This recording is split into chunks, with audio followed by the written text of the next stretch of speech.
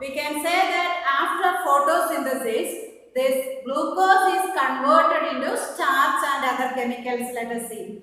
So, glucose is the food materials prepared by the plant in the case of photosynthesis.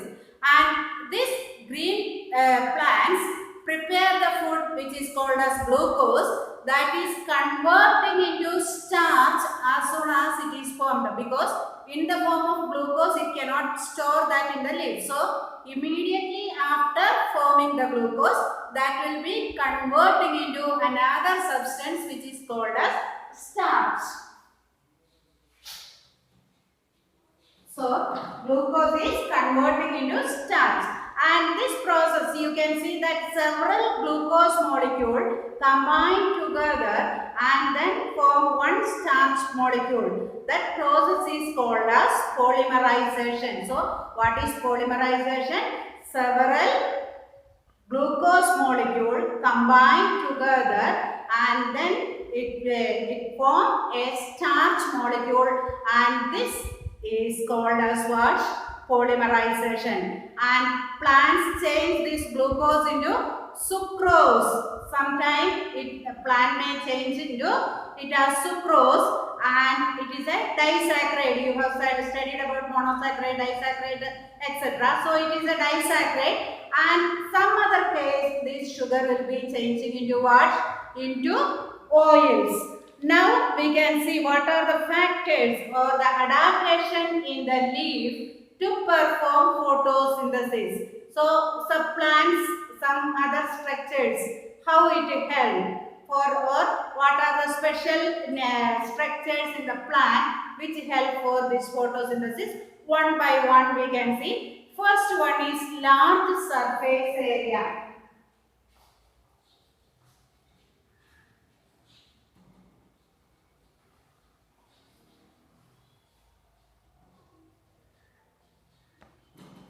So, comparing to a narrow leaf and a broad leaf, which one will have a large surface area?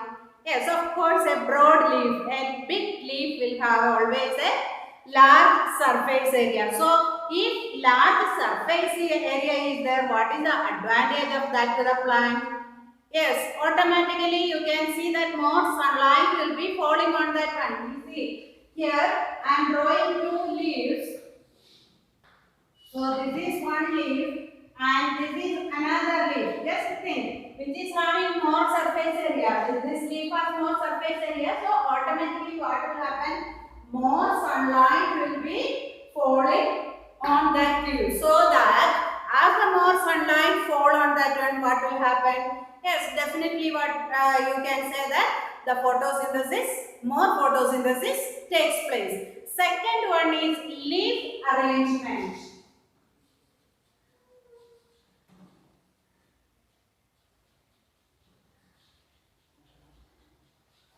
Second structure is nothing but leaf arrangement. Leaf should be arranged in right angle, so that there also you can say that to allow the sunlight to fall into that one. Leaf should be arranged in right angle. Next one is cuticle and upper epidermis.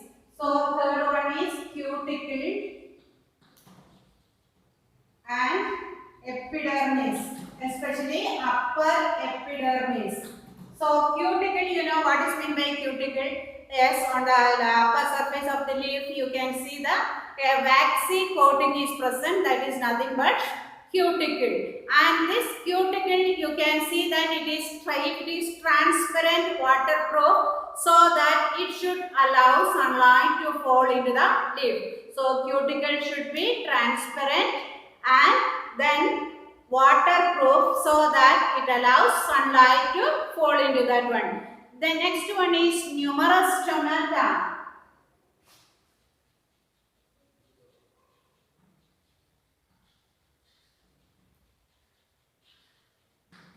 So numerous stomata means what? More number of stomata. So you can see that if more number of stomata is there, what will happen? The stomata will be open during daytime. It allows the diffusion of carbon dioxide into the through this stomata, and so that more photosynthesis takes place. So that is another factor that is affecting photosynthesis. Then thinness of leaves.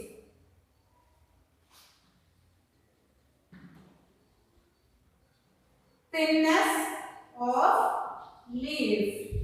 So thinness of leaf means if the leaf is thin, you can see that there will be the gap between the cells will be less, so that also it will be easy for the plant to obtain the light energy. Next one is the chloroplasts are concentrated in layers of the leaves. The chloroplasts.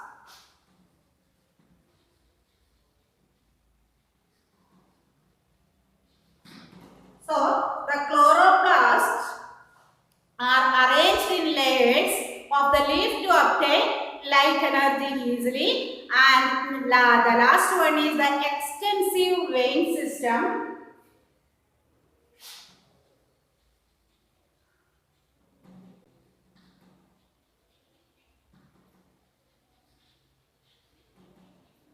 So from the leaf, you know that these are the veins. In the leaf, you can see these are the veins. So the leaf has a broad extensive vein system, so that it allows easy, you can say that for the rapid transport of this food from the mesophyll cell. So these are the adaptation in the leaves to perform photosynthesis. What is large surface area? First one is large surface area. Leaf should have a large surface area so that it can absorb more light. Then leaf arrangement in right angle. Third one is cuticle and epidermis. The fourth one is numerous stomata. Next one is thinness of the leaf. Then how the chloroplasts are arranged and extensive vein system. So these are the adaptation in the leaf to perform photosynthesis. Now let us see after photosynthesis. You have seen it already, the process of photosynthesis. And what are the products formed during this photosynthesis? Yes, let us see that the products formed are, one thing is glucose, and next one is water, and the third one is oxygen. So these are the products formed after photosynthesis. Now we can see what happens to these products. So after photosynthesis, you can see carbon dioxide and water combined together in presence of sunlight, and it is producing the food that is nothing but glucose. So the end products of photosynthesis, one is glucose, second one is water, and the third one is this oxygen. So what for it is using, let us see. First one is glucose, that is C6H12O6. So what happens to this glucose?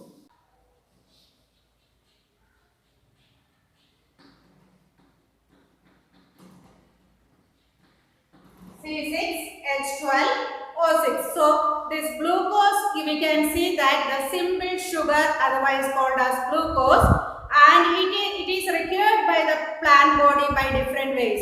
So you can say first thing is that sometimes it will be consumed like that. Sometimes the plant body, as in the form of glucose itself, it will be consumed. Second thing is that it is storing in the plant body in the form of insoluble starch. I told you in the form of glucose it cannot store. So it will be converting this glucose into starch. It is an insoluble material. Then third one is it is converted into sucrose. So in some cases it is converting into sucrose, and it is in the fourth case you can see that it is used in synthesizing of fats and protein. So these are the thing happen due to the glucose which is produced or sugar which is produced as a result of photosynthesis. First thing is that it is immediately consumed by the plant like that itself. Okay. Second thing is that it will be converting into starch and storing in the plant body. Third thing is that it is converting into sucrose, and fourth that it is used, that is this is used as the synthesis of fats and proteins. Okay, now let us see what happens to the water. Second product formed is nothing but water, that is H2O. So you know that water is needed for what? Yes, the process of photosynthesis. So you can see that much of the water which is used, it is reutilized to continue the process of photosynthesis. So the most of the water that is formed as a product of photosynthesis, again it is utilizing or using, reutilizing again the same water is using to continue the process of photosynthesis. Next, third component, that is oxygen. Third one is oxygen. O2. So this is another product formed during photosynthesis. So you can see that some part of this oxygen, the plant use it for its respiration itself. You know, plant is using this thing for its respiration. So some of this oxygen which is released as a product of photosynthesis is reused by the plant for what? Respiration or for breathing, and so that is called as photorespiration. Okay, photorespiration. And what happens to the remaining oxygen? You know, the entire living things for respiration, which gas they are using? Yes, oxygen. So this plant is releasing this oxygen as a result of photosynthesis. That oxygen is used by the other entire animal world for their respiration. So understood the fate of that three things. So here you can see these are the three end products of photosynthesis. One is glucose, second one is water, and the third one is oxygen. In how these three are used by the plants as well as by others, you understood. Okay, now how this utilization of synthesized foods and its translocation. So the food is synthesized in which part of the plant? Yes, it is in the leaf. Okay, then from the leaf, how it is transported to other parts of the plant. Let us see. So you can see that the food prepared by the leaf, it is not needed only by leaf. The other part of the plant body or the entire part is needed this food. So you can see as a result of photosynthesis, food is or this glucose is prepared very quickly in the leaf, very quickly, but that much speed it cannot be transported to other parts of the plant. So you can say that this glucose which is prepared, that is changing into what? That is changing into starch, and during daytime there in the leaf itself you can say that it is changing into starch and storing. Then in the night time what happens? You can see in the absence of light, this starch is again converting back to what? Soluble glucose. So glucose is soluble whereas starch is insoluble. So during night time this starch is reconverting or converting back to what? Into again this glucose, and very fastly as it is soluble, you can see that through the phloem, you can see from the leaf to the leaf veins, then to the phloem, to the stems, to the root, all part it is reaching. The food is reaching to all parts of the plant body during night time. Then what happened to the excess food? Sometimes you can see that the food what is prepared during daytime, that may be extra food may be there. So this food will be extra food will be storing in the form of starch in some other parts. Say for example potato. Potato tuber underground, you can see that is a modified stems. Potato, it is not a root, it is a modified stem. And in that modified stem, you can see that this starch is potato, it is rich in starch only. So, like that, in different parts of the plant, say for example, in sugar cane, it is storing in the stem. In ginger, it is storing in the underground stem. Like that, in beetroot, it is storing in the roots. In carrot, it is storing in the roots. So, extra food is storing in this any part of the plant. So, that is how this translocation means movement of these food materials from leaves to other parts of the plant body through which tissue, yes, vascular tissue, you know, that is xylem and phloem. And here xylem conducts water from the soil to all parts of the plant and then reaching the leaves. And it makes this photosynthesis. Okay, whereas the prepared food from the leaf, it goes to the other parts of the plant. All plant part need this food. So you can see that it is transported by this phloem tissue, and this movement of this food is called as translocation. Got it? And now let us see what are the factors affecting the photosynthesis. There are 4 external factors and 3 internal factors that is affecting photosynthesis. One by one we can see. So the external factors, that 4 I told you, one is light intensity, next one is carbon dioxide concentration, third one is temperature, and fourth one is water content. So these are the 4 external factors that is affecting what? This photosynthesis. First, let us see what this light intensity. How light will affect the rate of transpiration. As you know already, because we have come across this lesson, photosynthesis. As more light falls on the leaf, what happens? The rate of photosynthesis automatically it will be increasing. So first one is light intensity.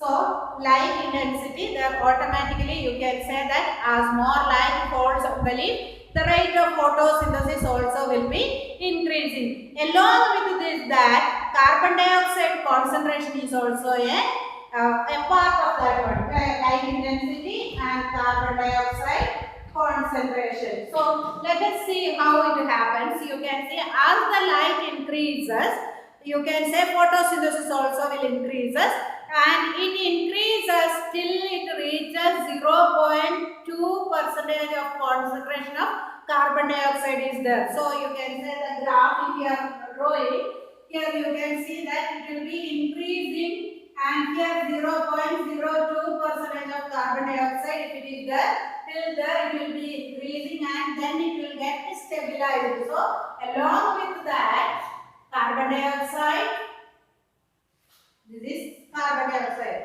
Along with the light, carbon dioxide is also a factor. So as the light increases or more sunlight is there, the rate of photosynthesis increases along with the carbon dioxide concentration, that is still 0.02. Then it will be getting stabilized.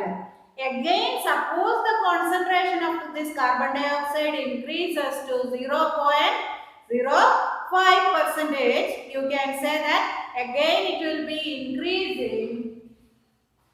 So it will be increasing like this, and then when it reaches 0.05% of carbon dioxide, there it is again getting stabilized. So we can say that always this light intensity and carbon dioxide concentration work together. As the intensity of light increases along with carbon dioxide, the rate of photosynthesis also increases. Second one is temperature.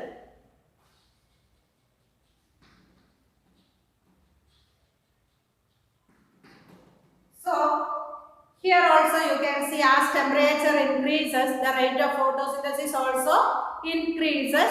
but to a maximum of 35 degrees Celsius only. To a maximum 35 degrees Celsius only. Then what happens? Till 35 degrees Celsius, if temperature increases, you can say the rate of photo or the speed of photosynthesis also increases. So after this 35 degrees Celsius, you can say if the temperature increases, the rate of photosynthesis will not increase. So when the temperature reaches at about 40 degrees Celsius, you can see that all the enzymes which is present during this photosynthesis process, it will be destroyed and photosynthesis stops at the 40 degree Celsius. So you can say to a maximum of 35 degrees Celsius only, you can say that along with the temperature, the rate or the speed of the photosynthesis increases, where after 35 degrees Celsius and when it reaches 40 degree, completely photosynthesis stops by the because there are certain enzymes which act on this photosynthesis that will be destroyed. So till 35 degrees, say for example, when the temperature increasing from 20 degree to 30 degrees Celsius, you can say the rate of photosynthesis double it will increase, like that 22 to 32 degree. Okay, 25 to 35 degree, double it will increase. But after 35, you can say automatically photosynthesis stops. Next one is water content. So third factor is water content. So this is the external factor. How the plant will get the water? Yes, through the root hairs, plant will be absorbing. So when this water content in the leaf become less, you can say that it will decrease automatically. There is a decrease in the rate of photosynthesis. Which are the conditions in which the plant gets less water? Yes, one is that in the surrounding soil where the plant is located, in the surrounding soil, if the water is less, the root hairs cannot absorb more water. So that is one thing. Another thing is that through the leaf, by more transpiration, water is lost. So in these conditions, that is in the plant body, so automatically less water will be there, so it will affect the rate of photosynthesis. So these are the four external factors that is affecting this photosynthesis. Let's see the other three internal factors. So first one is chloroplast and or chlorophyll. So you can say that usually leaf will be green in color. Okay, that means it has, if plenty of it is bright green in color, you can see that chlorophyll is present. And suppose some nutritional deficiency is there, especially phosphorus content are less in the plant body, you can say leaf turn pale yellow in color. That shows that in that leaf, what is less? Yes, chlorophyll is very less. So you can say that nutritional deficiency of minerals cause loss of chlorophyll. If these nutrients are less in the plant body, definitely chlorophyll will not be developed well. So you can see that what happens as a result, the plant cell which cannot trap solar energy. Okay, understood? So I told you already that in plant cell, this chlorophyll only can trap sun's energy. That's how it is preparing the food. So chlorophyll cannot trap sun's energy if chlorophyll is less or absent there. So chlorophyll is one of the internal factor. How it became an internal factor, you understood?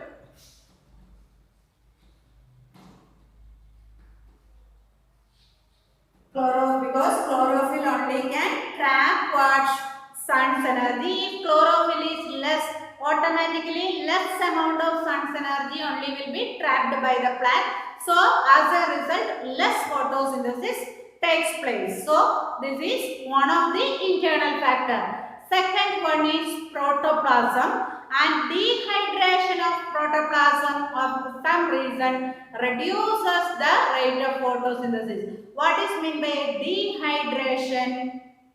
Yes, hydra means water. Dehydration of human body and all, in the case of diarrhea and all, dehydration happens to our body. Like that, dehydration of the protoplasm of the plant cell. Suppose water content is less in the protoplasm of the cell, what happens? There is a decrease in the rate of photosynthesis. Again, by the accumulation of the carbohydrate in the leaves or in other parts of the plant also, automatically what will happen? The rate of photosynthesis will be reducing. And the third internal factor is the structure of the leaf, the thickness of the cuticle. So I told you already, cuticle is a waxy substance present on the upper surface of the leaf. Okay, so suppose the cuticle is very thick, the distribution of the stomata and the size of the leaf also influences this rate of the photosynthesis. If more stomata is present, more photosynthesis. If more thickness of the cuticle, less photosynthesis. And so that if the size of the leaf is small, what happens? Less photosynthesis. How it will be less photosynthesis? Yes, because small area, already I told you, see this is a broad leaf, this is a narrow leaf. Here you can say that sunlight falling on this leaf will be in the lesser area. So automatically you can say that photosynthesis will, the rate of photosynthesis will be less. So these are the three internal factors that is affecting photosynthesis. First one is chlorophyll, second one is protoplasm, third one is structure of the leaf. Now you can see certain experiments on this photosynthesis. First experiment, whether the starch is present in a leaf or not, to find out whether starch is present. This experiment is very important even for your lab work also, this experiment, because almost first how to find out whether starch is present, afterwards we can proceed with certain other experiments. So first let us see how starch is present. Okay, so here this is very important, listen carefully. First thing is removal of the starch. I already told you that during the photosynthesis, glucose is produced as a result of photosynthesis and it will be immediately converting into starch in the leaf itself. So during night time only this starch will be again reconverting into what? Yes, glucose. So first thing is we have to find whether the leaf is having starch or not. So for this purpose you have to take a potted plant.